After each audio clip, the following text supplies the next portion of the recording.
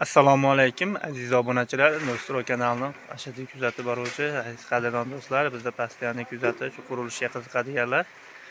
Mana biz yangi obyektamiz. Bu joyimiz Marhamatda, Andijon viloyatining shu Marhamatida beton quyish xizmatlariga kelganmiz. Bu yerda ikki xona uy, oldi koridorlarimiz shu 2 etaj uchun moslab quyib ketilyapti bu joyimiz. Keyin yana bitta uy egasini chekka bor ekan, endi uyga bir 5 xona uy solinadi. Shularni xudo xolasa pulni bitkazib beramiz. Bitta brigadamiz kelgan bu joyimizga apparatga instrument hamma yo'g'imiz bilan kelgan. Xizmatlar bo'lsa aytaverasizlar, Andijon viloyati biz bosgan bo'ylab xizmat beramiz. Endi bir qator narx-navolari qilingan ishlarimiz buni tushuntirib, narx-navolarni 2026-yilda beton quyish narxlari qanchadan boshlandi, shularni bu iminiy bizning gruppamiz, Nostro jamoamizni narxlari ertadan keyin ko'tarilishi ham mumkin. 1 oy 2 oydan keyin sababi ustalar kamayadi. Biz brigadadan ham kimlardir Rossiyaga chetga chiqib ketib qolishi mumkin. Shunaqa qilib narx-navolar oshishi mumkin. Hozirgi kunda ulgurib qolsanglar, hozir eng yaxshi vaqt beton quydirmoqchi, uy boshlamoqchi bo'lsanglar, beton juda yaxshi, ideal vaqtda qatadi. Sababi beton qatish uchun 10 gradusdan 20 gradusgacha bo'lgan havo ideal vaqt bo'ladi. Shuning uchun bemalol murojaat qilaverasizlar. Biz arzon qilishni boshladik. Yoqsa like bosib obuna bo'lasizlar. Bu videoda qurilish qilayotgan tanishlarga jo'natib qo'yaverasizlar bemalol. Aziz obunachilar, mana bu joyimiz darvozaxona. Padojlarimizni xudo xolasa mana 2 etaj uchun qalinligi 40, bunaqasiga 80 quyapmiz. Armatura kolonnalar tashalgan. Keyin armaturalarni olib qo'ygan ekan, mana aziz qadrdonlar. Mana shunaqa oyoq noshga qilib, qayirib qo'yib, armaturalar ko'pchilik so'raydi, padojga qanaqa quyiladi? Mana ko'ryapsizlar, beldamchiga armaturaning o'zidan tashalgan, to'qilgan, toshlar qo'yilgan, tagi 10 sm ko'tarilgan. Iplar tortib, mana uyimizda perikos bor ekan, 90 graduslardan ochib to'g'rilab berdik. Bu tomonga to'g'rilab beraylik dedik, yo'q, mana shu yoqqa to'g'rilanadigan bo'ldi. Mana xudo xolasa padojlarimiz, mana taxtalarni liniyaga to'g'rilaganmiz. Manaqa zavod shag'allarda quyib tayyorlayapmiz. İchiga aralashtirganimiz yo'q, toshni, faqat sirtiga uyda egasi yaxshi tishlashmay qoladi, mana qilib eng tepasiga tashlab beriladigan uchun mana toshlarni tashlab qo'yilgan. Mana ko'rayotgan bo'lsanglar, mishalkalarda hamma yo'g'ini cho'tki qilib aralashtirib, tayyorlab, quyib bitkazib beryapmiz. Endi padojlarimiz shu.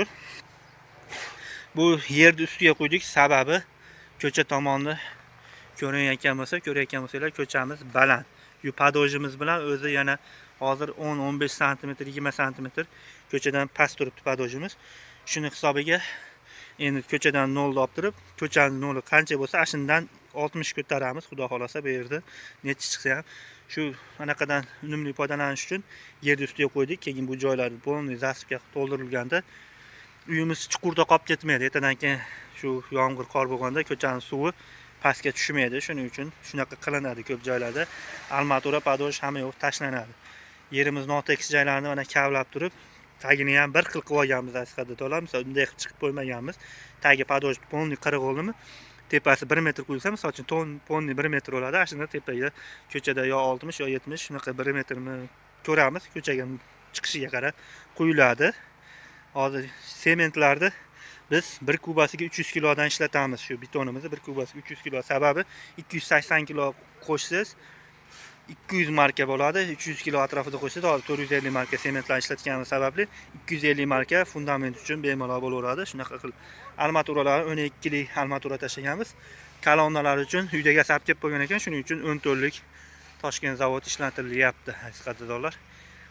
Endi narx-navolarga keladigan bo'lsak, bizning betonlarimiz bunaqasiga 80, bunaqasiga 40 edi.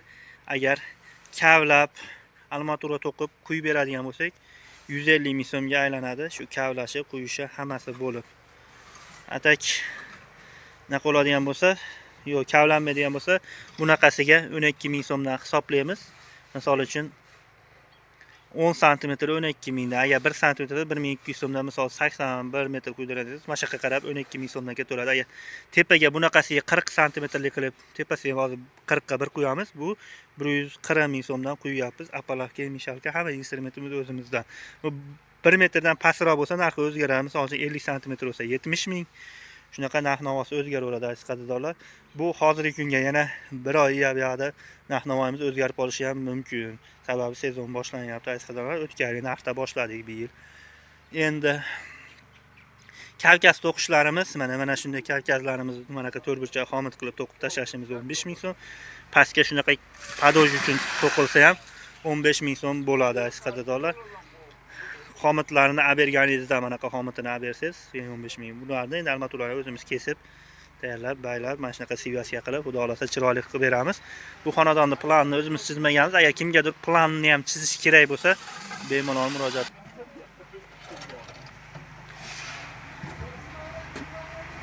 Mana aziz qadrdonlar, bitta ularni ham xudo xolasa mana shunaqa reykalarni ham o'zi ustakalar olib tashlaydi. To'lgandan keyin ana chiqarib tashlayapti. Ichida reyka qolmaydi biznikida, ko'pchilik ziyoni yo'q deb tashab ketadi. Biz chirib qolmas uchun bu reykalarni pastdan olib yuramiz. Chunki ichiga beton to'lgandan keyin bu reykani foydasi bo'lmaydi. Bu nima desa bo'ladi, o'zini o'zi ushlab qoladi. Faqat tashqi tomondan tortqilari bo'lsa bo'ldi.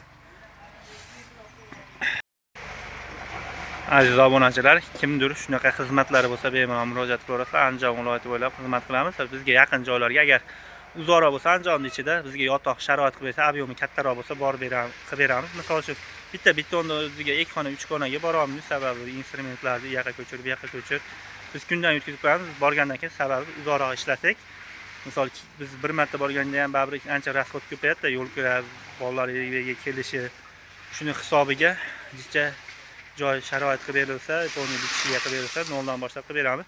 Planlarni ham xudo xolasa chizib chiroyli qilib beramiz. Kimlargadir planlari ham kerak bo'lsa, plani yo'q bo'lsa, imkoni boricha siz sharoitingizdan kelib chiqqan holatda sizning xohishingizga qarab planlarni chizib beramiz. Xudo xolasa chiroyli qilib bitkazib beramiz.